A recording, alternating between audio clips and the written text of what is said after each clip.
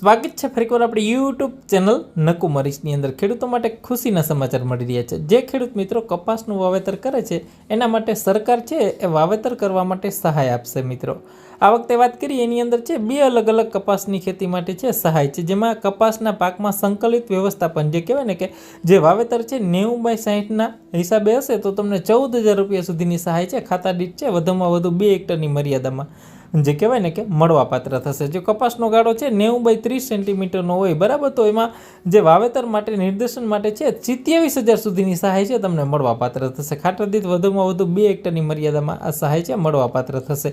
જે ખેડૂત ભાઈ કપાસનું વાવેતર કરશે બરાબર, જેનો જે કપાસનો જે સઘન ગાળો છે 90/60નો હશે બરાબર તો 14,000 છે, અને 90/30નો ગાળો હશે બરાબર તો એવા લોકોને 27,000 સુધીની સહાય છે મળવાપાત્ર થશે। વધારેમાં વધારે 2 હેક્ટરની મર્યાદામાં સહાય મળશે।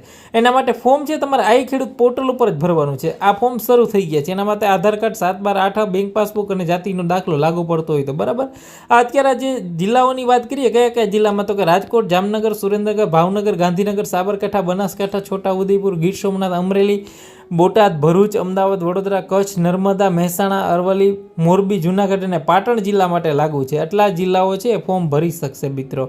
હવે ફોર્મ છે આઈ ખેડૂત પોર્ટલ પર જ અરજી કરવાની છે। 10/7/2026 થી 24/7/2026 સુધી ઓનલાઈન અરજી કરી શકો છો આઈ ખેડૂતના માધ્યમ થકી બરાબર। તમારે ઓનલાઈન જ અરજી કરવાની છે। જે ખેડૂત મિત્રો કપાસની ખેતી કરે છે તો અવશ્ય એકવાર આ ફોર્મ છે ભરી દેવું મિત્રો। ખૂબ જ લાભદાયક આ યોજના છે બરાબર।